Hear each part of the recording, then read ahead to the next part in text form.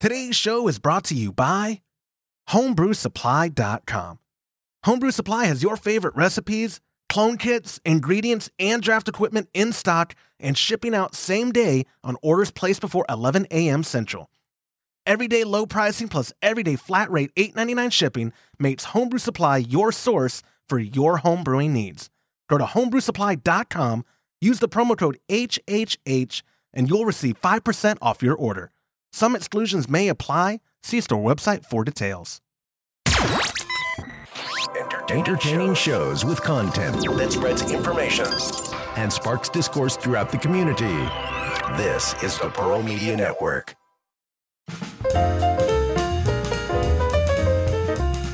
Welcome to the Homebrew Happy Hour. This is the show where we supply the answers to your homebrewing questions and discuss all things related to craft beer. If you have a question that you'd like discussed on a future episode, visit homebrewhappyhour.com and click on the Submit a Question link at the top of the page. Or now you can call or text them in by using 325-305-6107. I am your host, Joshua Stubing, and today we welcome back a fan favorite of the show, Miss Heidi from West Coast Witches Brewing. If you missed the first episode where we had her on, she's a cider brewer, reviewer, advocate, and our go-to person when it comes to all things cider. Heidi, welcome back to the show.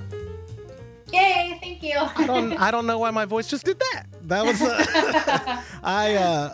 we are, first off, I like to give credit where credit is due. This is late. We publish on Fridays when we publish, which has been very consistent all of 2018. Last week, we took a break, and I forgot to mention it. We did a giveaway. We gave away an Amstel kettle. Congratulations to Prentice B, I think was the winner. Yes, I think that went out today. I think I was actually supposed to send tracking information, but ignoring all of that, I meant to drop an episode, or not an episode, but a plug for the giveaway in lieu of last week's episode. Totally didn't. Today rolls around. My podcasting friends, my co-host, they're more than friends. Todd and James are crazy busy. Todd is just has so much this time of the year. You know, it is crazy busy in the retail space. And Todd is no stranger to that, so I didn't hassle him too much to come on.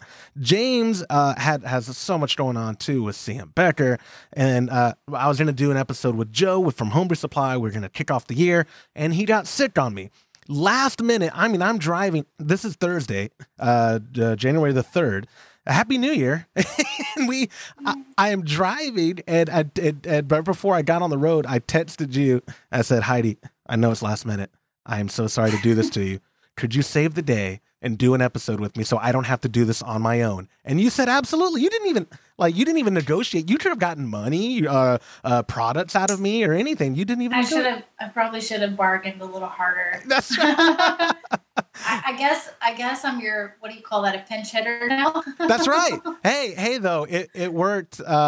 I definitely, like I said, I greatly appreciate you stepping up to the plate and doing the show, because people joke and they say, oh, Josh, you could do an episode by yourself, like on water or the things that I'm interested in, sparkling water, bubble baths, which, by the way, whoa, off topic. I finally went through the first bar. I got 4 bars from Steven at oh my goodness, why am I blanking? North Park. Soap company. Wow, it was the. Ooh. Okay, so which one are we talking? What are we talking about? The IPA. It was the one that I went through already. My favorite so far was the IPA. I don't remember the full name of it. Yeah, the IPA. I totally know which one you're talking about. Yeah. Amazing. Okay. Honestly, I'm a believer. I was going to message him because this was just right before I went to headquarters, so this would have been Tuesday. I finished exciting. That one. Used the charcoal one too. A lot. Love it. There's I want to say it's like a cinnamon one, but then he posted that did I get sent the one that is now brand new? You did, yeah. That bar is amazing. They really all are. Like I was gonna message him and ask him like what is I mean, the website, I imagine, is the best way to place an order, right, for restocking? Yeah, I think for any North Park Soap Co. orders, they can be purchased directly online. It's pretty simple. Just, Google North Park Soap Co. and you can find it pretty easily right now. And then I think there's some other upcoming stuff to be mentioned later. But yeah, I would say yeah. that's probably the best place to go. Well, for any beer soap. That is a plug worth talking about because, like I said, I wish I was getting paid to talk good about. I wish anybody paid me to talk good about anything. Honestly, Whataburger owes me a lot of money. Topo Chico owes me a lot of money. And now the North Park's gonna owe me a lot of money. No, it really is. Like I told him before, and now I'm just digressing totally. Anyone listening now, you could probably skip 44 seconds or 4 minutes, and I'll be done talking about the things I like in life. But for jiu-jitsu, which if you can't tell, I just came back from class. I'm all mat burned out. It's really gross. I'm going to go take a shower here shortly. But what I was messaging him and telling him I used other soaps that are specifically marketed towards people who grapple, and I couldn't tell a difference. And they're pricey. They're way more expensive than I'm comfortable paying for soap. And I looked at his site, and he was nice enough to send me a care package. And I think I know why now, because I'm a believer. Like, it really is good stuff. So, Steven, you're doing wonderful things, my friend. But anyway, you came in and saved the day. I figure what a good way to start off the new year than talking cider with my friend Heidi. So let's start it off. Heidi, what are you doing right now in the new year? I know we had some small talk before the show. I was going to ask, what are you brewing? You've got so much fermenting right now, don't you? I do, yeah. So the thing I'm probably most excited about is I just did a wild ferment. Yes. And I started it, I want to say mid-December. I actually went to Raging Cider and Mead Co. in San Marcos, which is in San Diego. I want to say like northeast San Diego. So it's about a 40-minute drive from downtown San Diego, but Dave is like an amazing cider maker. He has taught me a lot about traditional cider making, which is English style cider making. He's actually from England, so that's kind of where his passion came from. And to be honest, I haven't had access to like really good orchard apples, and he owns a couple orchards, so he was kind enough. We did a podcast together, and he was like, during the podcast, he said he was finishing up the harvest season, and he told me to come up, and I did the whole thing myself, like, wash the apples, put them through the grinder, got to watch like the pressing process, and ended up with almost 6 gallons of fresh pressed juice, and it was a combination of like 6 different apples. So right now it's been sitting in a barrel, just naturally fermenting. So no additional yeast. It just is the wild yeast that exists on the apple skin. So it just basically just the apple at its most natural state, just doing its thing. And I pulled a tasting from it the other day, and it is so good. So good. Your Instagram story during that whole time was terribly interesting. Like it was really cool. It got a really good response. I think people just like seeing the hands-on approach to it. And I mean, I from starting where I did, like, initially as a home brewer, I was buying juice from the store, to see like the final product in comparison is like a million miles away, and it's so delicious, and I can't wait to age it. It's just starting to pick up a little bit of that barrel, like the oakiness, which barrel aging is really good for. Like, it has this mellowing effect, so it takes out some of that like harsh alcohol flavor that you get from fermenting over time. So it just gets smoother and smoother, and just takes on a whole new like complexity. So, and you did it. So like, I always romanticize brewing, where me and my pop are going to start getting into all grain brewing here soon. And I told him, like, Pop, it's going to be great because we're going to be able to be more involved. We're going to get the grains, and we'll get a mill, and we'll mill them ourselves and crush them, and we'll be doing the mash as opposed to just extract kits and this and that. Did you feel more? I don't know if accomplished is the right word, but you know what I mean. Was it being more involved that make you more proud? I felt more connected. I would say that's the thing. I felt more connected. I just knew, like, doing that, I was like, I have to figure out a way to make this happen later. Owning an orchard is a big deal. Yeah, I bet. I don't really know much about trees, and I'm willing to learn, but yeah, I just felt so much more connected to like the process of what I was doing, and just have such a respect and appreciation for apples. Right. Yeah. Yeah. So I definitely felt more involved in the process and really excited and like proud of what it's going to be. And it's very different when you know where your apples are coming from, as opposed to like a juice concentrate or something like that. I just feel like, I don't know. It's just like you're spoiled now. Finer product. I'm spoiled. I'm ruined. So that's right.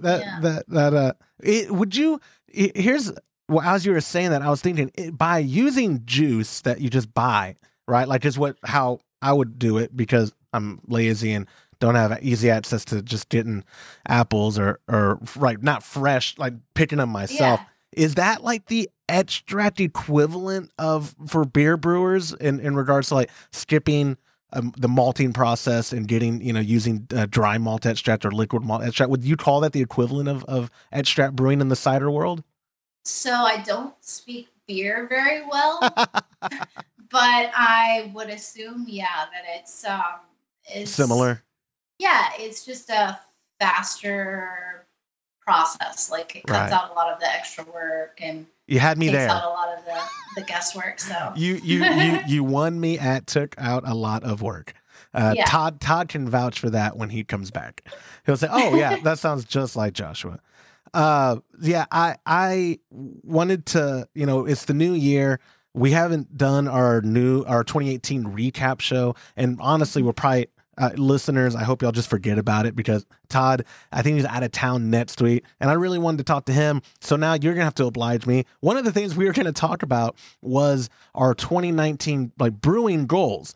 And I know obviously the cider world is different, but you've got to, having known you now for the couple months we have and talking with you, you've cast a vision for me on what you want to do with West Coast Witches Brewing and all that. But but specifically your brewing goals. Do you have anything that stands out? Are you trying to do bigger batches? I've seen on your Instagram you've got some nice gear now, putting that to use, jumping up in scale. Like, do you have some very clear cut 2019 brewing resolutions? I do. So the first thing will be upscaling. As you know, my goal in all of this is to take this to like a commercial cider making, so not just home brewing anymore. It is a bit of a process. So a big part of that is, brewing the apple cider and letting it age before it can even go to market. So that requires me to take up the scale a bit. So I've been doing a lot of research, and Rev Matt from Portland actually has a really good like audio presentation for anybody who's interested in basically starting a cider business on a budget. Awesome. So super valuable information. I think it's even on his website, but there's a lot that you can actually do with like 275 gallon food grade IBC, like the totes, or you know what I'm talking about? Like the totally plastic. Yeah. Oh yeah. So they're very inexpensive, and you can ferment safely in there. And I think as long as you have like one bright tank and multiples of those, you can brew a lot of cider. So that's the goal, is just to, expand my space that I'm brewing in and start adding in bigger equipment to be able to handle the bigger batches. And then, obviously just aging, and I haven't done like the funky farmhouse cider, which is, it is the wild fermentation, but it uses a different type of process, and it ends up being almost like a sour cider. Really? So I kind of, and I know not everybody's a fan of sour beers, and right? Like that, yeah. But I have something in mind, like recipe wise, to complement the sour. So that's probably my one of my recipes that I'm most excited about. Is I just have this idea in mind and how to bring it together and and also barrel age at the same time. So that's probably what I'm most excited about. Wow. Yeah. So it sounds like you're trying to add stress to your brewing. I'm kidding. No, I'm kidding. That's where you're one of those people, right, that enjoys the experimentation process, enjoys the learning from it. One of my main resolutions for this year is to get good at brewing any style. I just want to get good at one. Right now, what I want to focus on, my pop and I, we brewed. It was an extract. It was I hope it's our last extract batch we ever brew. Moving up to all grain now, but it was James's Kolsch recipe. That's right. I saw that. It looked like it turned out really well. It's the best beer we've ever brewed. And did you already finish? No. And you know what? And my whole family came over and they had a bunch. Thanks, guys. I don't know what you guys are talking about. I didn't brew any beer. That's what I tried, but because we keep it all at my parents' place. Which is going to change now. We're going to start brewing 10-gallon batches, and I haven't decided because let me preface this. I'm not a good person. So with that in mind, but I do like sharing beer, and especially my ego is just so fragile that when people compliment me, I just I run with it. And so I liked the idea of brewing 10-gallon batches where we have 5 always on tap and 5 that we can play with in regards to sharing. That we have, you want to give a growler to so-and-so? Or come holiday, not to be a cheap gift giver, but part of, giving a 6-pack to a bunch of the family members or whatever. I want to, I'm looking into canning. There's a reasonably affordable one from October, OKTOBER, a homebrew home canning solution. I say reasonably affordable. It's really not, but maybe I'll start my own Patreon or do something to GoFundMe. No, you should. I'll do a GoFundMe. Please help me can, because I want to can my fancy water and my beer. But have you looked into mobile canning? Is that a thing where you're at? So it is, and that is. I have a buddy who is in that side of the industry in Austin. He's actually in the sleeving side of it now, but he has a mutual friend, or pardon me, my friend has a friend that works for, I believe they're called American Canning now, and they're out of Austin, and that is totally, if it makes sense in regards to my price range, I'll totally do it. I've blown a lot of money on a lot of stupid things.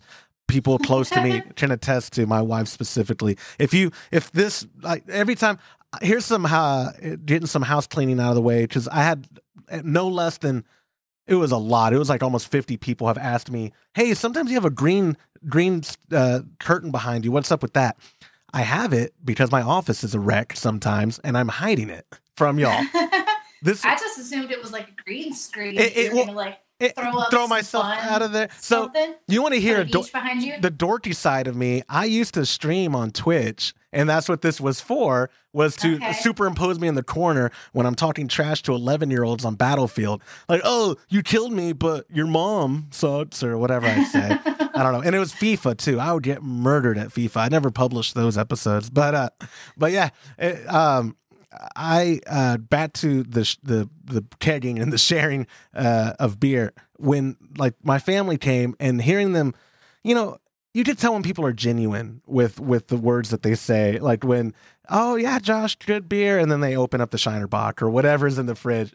My family, we had a melt stout that we brewed, and we had this Kolsch, and I was watching on Christmas Eve, my mom's side of the family enjoying themselves with our beer, and on Christmas Day, my dad's side of the family enjoying themselves with our beer. And I was like, I could get used to this feeling. I was like, Dad, I'm gonna call Todd. I'm gonna quit my job and open up a brewery because my family likes my beer. That is maybe the 2034 goal for me. 2034 is the brewery, but 2019 is to obviously do all grain batches, and brew. I want to do a recipe a month, and that might be pushing it. Ooh, I like that. I want to do that because I also too, I'm throwing around the idea of I want to do more involvement with homebrew clubs as the podcast, because my favorite people are our listeners. Legitimately, we have the homebrewing community, and specifically the homebrew clubs that reach out to us, the members of it. Hey, hey, here's a question we have. We've been, wanting to know this or this. And then I forward those to James because he has the answers. And then I talk to them like, tell me more about your club. Like, where in Nashville are y'all, or where in this? I would love to come visit. Maybe Todd can fly me out or fly us out. We'll do an episode. We'll brew with you, or even maybe do like a book club version, a brew club version where, hey guys, this month we're gonna brew whatever style, and to X number of clubs, email Todd for Cat Connection. He'll give you a discount on this yeast or whatever. Like I want to do something like that. That I haven't made that an official resolution because I haven't run it by Todd yet. But I think for me, for brewing this year, because I finally have the equipment now, it is looking like I can do these resolutions. I listened to last year's episode where I talked about our resolutions, and I think I said some of these similar things and then didn't do it. I was like, I'm going to increase my knowledge on beer styles, and all I did was ask James questions and not listen to him as he talked but anyway, another big thing, moving past the resolutions, I just saw you announce, and I hope you're okay with me bringing this up, that you are now a rep for ciderscene.com. Yeah.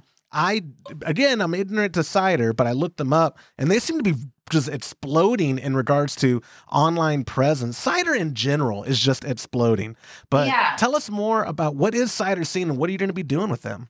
So Cider Scene is basically, it's, I think they have some big future goals, but right now they're just huge in the cider scene. Obviously, that's their name, so it was appropriate. But basically, what it is, it's a group of people. It was started by two brothers who just have had a passion for cider for a really long time, and they are just really trying to spread awareness about cider and just show a different perspective. They have like an interesting voice on it. So for the past couple of years, different representatives from across North America have, kind of just been working within their regions to kind of help raise awareness, whether it be visiting different cideries and writing up reviews and going to events. And so they have a huge blog, a ton of information, everything related to cider that you can think of, and connections with people in the industry. And so basically what I'll be doing is I'll be their West Coast California representative. And so my focus is going to be connecting with a lot of the cideries here in California and doing reviews, and so I'll get to sample a lot of cider. That sounds terrible. Awesome. Yeah, I know. And then, unfortunately, I'm not going to be able to go to CiderCon this year, which is coming up in February. I'm bummed about that, but I plan to make it next year. So just things like that, I'll be able to get tickets to the events and just be able to give feedback and connect with other people in the industry. So does CiderCon rotate, or is it always in one place every year? Don't quote me on this. I think it moves. Okay. I believe it moves. I thought it did. Well, I only asked because I know. So when we were in Portland last year, I can say that now, it's 2019. And last year, it might have been. Wasn't it? There was a huge cider convention at the same time as HomebrewCon. And that's why organizers told me, because normally at HomebrewCon, there's a good mead and cider presence. They're it's been growing exponentially. And this year though, they're a lot of them didn't make it because they not had to, but they chose the CiderCon because they knew that the people going there were their target audience. They didn't have to win them over. Right now at HomebrewCon, they're winning people over because the vast majority, 99 point whatever you can make up percent, is there for beer. And that's what all the talks are on. There might be one talk on cider or talk that mentions mead or something, but they're all there for beer. Where the cider convention, it's no, that is the cider heads, and that's where obviously the cideries want to be. They want to be where their people are. Obviously, first and foremost, they can't be at two places at once. Sorry, guys, had to pick, but maybe. It might be worth it for you to come to Rhode Island to hang out with us at HomebrewCon. I really would love to do that. I will try to figure out how to make that happen. We will too. I'll see. I will see if you can't get in, at least in regards to like get credentialed or whatever. We'll see if we can get you a pass or something. And you just get yourself there. Yeah, they owe me a favor over there. They don't really. they don't really at all. They don't even remember my name. But we, joking aside, Rhode Island is going to be a trip, and I bet you the East Coast is exploding in the cider scene as well. Rhode Island in general, you know, I think they have it there because of the New England IPA craze and beer, but the New England IPA craze and cider, those seem to complement each other pretty well, in my opinion. Yeah. Well, it's interesting because a lot of people who drink cider were converted from the craft beer world. Right. So I think that's kind of the direction that cider is really moving is, you know, obviously we want to tap into that market, and people who love craft beer generally are a little bit more like, you know, it's all about like the new things and like exploring different tastes, and like that's where cider is going too. You know, it's so funny, and if you get a chance, go to the Cider Scene Facebook. There's a video that one of the founders just posted. It's just like a short little video. I saw that one. Like yes. Cider noob and cider connoisseur. It just cracks me up. But it's like just funny stuff like that, you know, just trying to like raise awareness. And so, yeah, I would, there's no doubt that the New England, Rhode Island, the East Coast is huge in cider. Yeah. Huge. It's funny because there's a lot of similarity in that video into the beer world as well.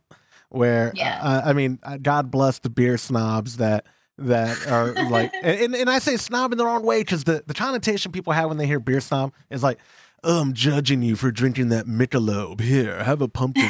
what, like, I don't know why InBev always goes after pumpkin-based beers. Like that is their go-to. Like that, like some of those are delicious, guys. If you don't like it, that's fine. But that's always their go-to to make fun of. Like real men don't drink pumpkin, whatever. Like. Okay, whatever. Like I think, you know, judge me, whatever. More for the rest of us. More for me. More, yeah. And actually, yeah, there's a pumpkin spiced recipe, spiced pumpkin rather, that James did. I think it's on Tech Connection. Pardon me, not Homebrew Supply. Lorena Evans, I think, did the pumpkin one for Homebrew Supply. Either way, I've had them both, and that's what made me realize. Oh, I guess I don't hate pumpkin beer. Yeah.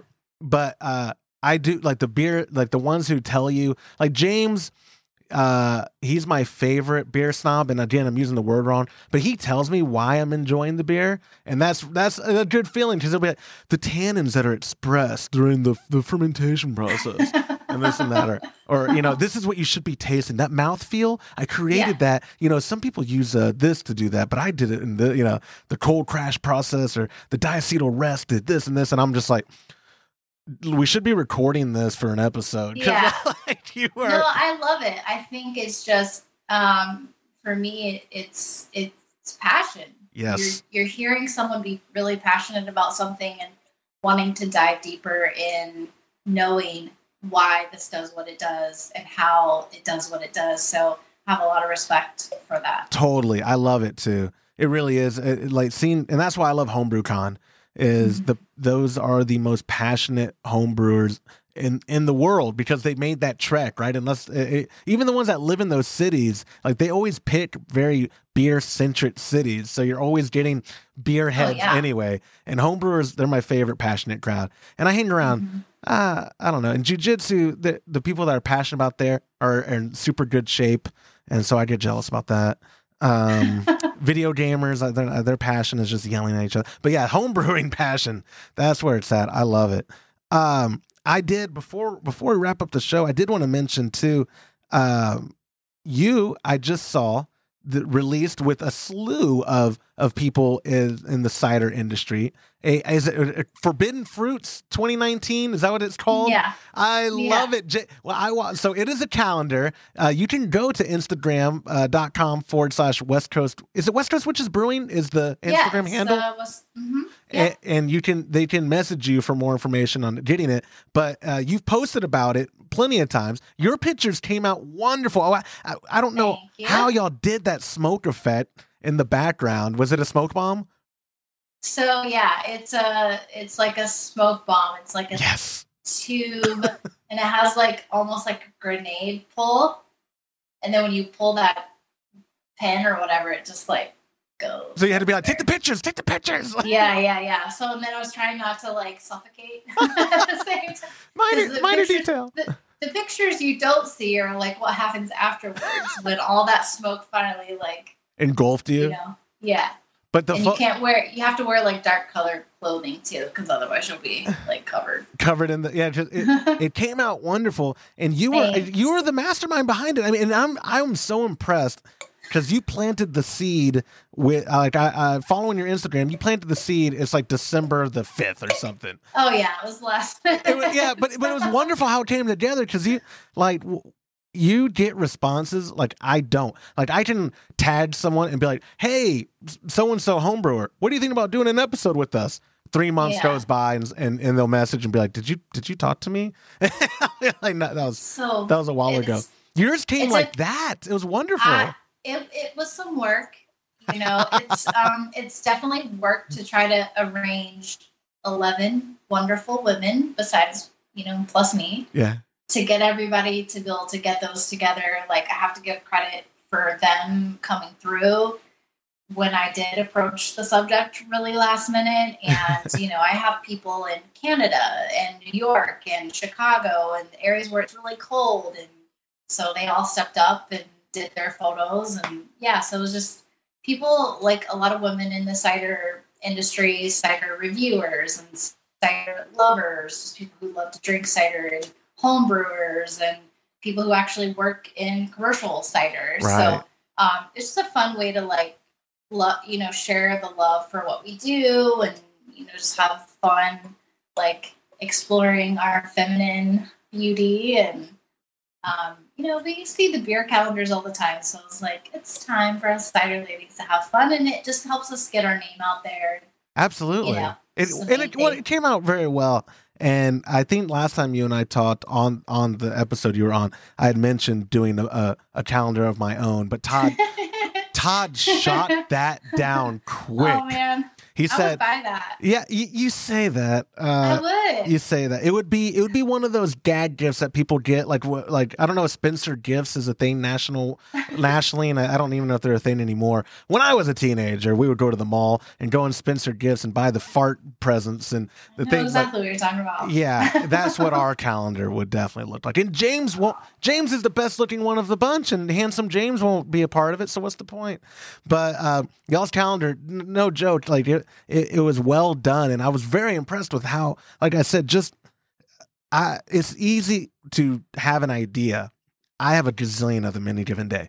It's very hard to make it into fruition, and so I think you deserve credit for that. And as all of y'all do as a part of the calendar, because it was really impressive. James, I walked in on Tuesday to headquarters, and I was in his office. He goes, "Look what I got." And it even came out quick too. Like he ordered it. He was like, "Yeah, it came in like a couple days after I ordered it." And he was, proud. James is my favorite person, probably that is not family, only because he is so wholesome. He was like, I wanted to support the industry. He's so happy that like the cider is taking off, and he's happy to see more people passionate, like what you're saying, right?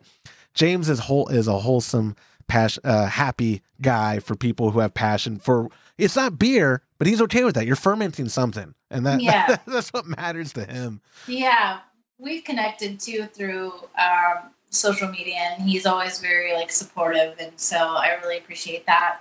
It's nice, everybody wants to be like appreciated. Well, that's why I bring James around all the time, because he compliments me, and I'm like, oh, I like this. Oh my god, I need. Yeah, I'm sad that I didn't get a chance to like actually sign the calendar. So, because it went like straight to the printer and then to, right. You're right. Yeah. So, but maybe the 2020, yeah. Or like if he wants to bring it to the convention, I'll sign it there. There we go. That would be a cool thing to do. Yeah. Or just get you a booth, and then you'll just sign away. Right. That's true. I don't know if any of those people on the calendar are based in Rhode Island. Have them come. No.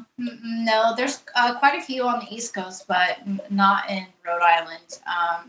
I definitely think that the level next year is going to just be taken up a notch. You know what I mean? Totally. We all did it like sort of on short notice. So it's like, we're going to start getting those photos in early and planning bigger theme shoots. And so it's going to be a lot of fun. I'm really excited. So that leads me to the segue to, I guess, wrapping up the episode. We talked about resolutions, but like, what are your, like, for West Coast Witches? I know obviously the end game is commercial stuff, but like for the branding, do you have 2019 goals? Like, are you gonna, like, your videos are very well received. We forgot to plug the podcast that you've got.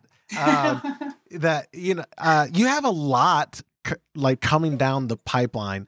Is just to be more of that? You're gonna be doing like more. What do you call it?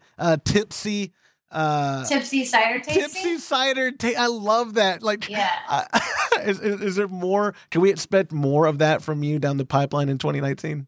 Definitely. I mean, that's a big part of it. I would say is a lot of it is just content creation. And my goal really with cider is obviously to make a product that people really like, but even more than that is I want to help educate people and, do it in a way that like really makes cider cool again. And, so there'll be more content on Patreon and more content on YouTube and the Chatting Cider podcast. And if anyone knows me as a person, I am the type of person where I have a lot going on all the time. I love it. I'm a creative person, so that's kind of where I feel like my purpose is really in creation. And so anything that I can do to like add more value to the cider scene, that's really my goal. So that's where you thrive. That for me, I just like one thing on my plate and I focus on it. But it always ends up you just throw them all on my plate. Just put them all on there. That'll work. Yeah. I am very excited to see what you do because, like I said, it's just been very impressive from the first time we interviewed you. You've had so much. When did we? When was that? Do you remember? Like 13 weeks ago. No. Yeah, it was. It's been longer. Well, has it really? Has to be. I feel like it's been much longer than that. I think it was, wasn't it episode 101? And this is, and we skipped a couple weeks. So yeah, it was like 15 or 16 weeks ago. Seems like so much longer. Yeah, with episode numbers, I can speak in weeks and like I speak about our show like women speak about their babies. And he's 127 months old. But you should. Yeah. So that's good. But yeah, I think it was like 15. But again, though, 15 weeks is. If I feel like we just did the episode. Yeah, a lot has happened in 15 weeks. A lot has happened. A lot. For you. For me, I gained a little bit of weight. But you also lost some. Oh, yeah. That is not, a lot of listeners do end up following my personal Instagram. I apologize, friends, for the things I posted during the holiday. I'm very open and transparent, though, about my stomach illness, or the one I went through. And I'm such a hypochondriac. I went through it, and I don't go on WebMD, friends, when you're sick. Because the symptoms you have for common stomach flu are also for cancerous ulcers and brain tumors and death. So you know what you need to do? What's that? Drink more cider. I did. You're right. Not beer. You're right. The cider is better. It would have been better on my digestive tract. It's good for your gut health. Yeah. It's all of those. Apple a day. Just in liquid form? Just in liquid form. I like that. Oh, I'm gonna drink more cider. Yeah, someone told me at one point that a beer a day was good for you. I was like, yeah, I can't do a beer a day, man. like I don't have a drinking problem, but I think that would. I think that would lead to me having a drinking problem. But anyway, Heidi, I cannot thank you enough for how you saved this episode and doing this last minute with me. Always nice to catch up with you, and I hope we get you on. It doesn't take another 15 weeks. We'll talk to you again soon. I still want to brew with you at some point. Oh, we totally like we should be collab, graft. We could do a graft cider. Oh, okay. You are you get the ball rolling. I mean, I mean that I don't know. That's not accusatory. I just mean you. I have ideas for days, but you get things done. Let's talk, and we will get things done because I would love to brew. My wife enjoyed a cider. My aunt and uncle did at Thanksgiving, and I think she would also love if I got into cider brewing more frequently or complemented our homebrew beer days with cider because you can do them both simultaneous. It's not... You totally can. And when the barrel aged stuff is ready to go, I have a nice 750 ml in your name. That's the best part of this podcast. Heidi, thank you so much. You're welcome. Thank you. I appreciate it. And that will do it for this episode of the Homebrew Happy Hour. If you have a question you'd like us to discuss on a future episode, visit homebrewhappyhour.com and click on the Submit a Question link at the top of the page. Or now you can call them in by dialing 325-305-6107 and leave your message after the beep. Thank you to our show sponsor, homebrewsupply.com, for supporting our podcast and the homebrewing community. Go to homebrewsupply.com, use the promo code HHH, and you're going to receive 5% off your order. Some exclusions may apply. See the store website for details. On behalf of the absent Todd Burns, the absent James Carlson, and the Pearl Media Network, I'm Joshua Stubing. Thank you for listening.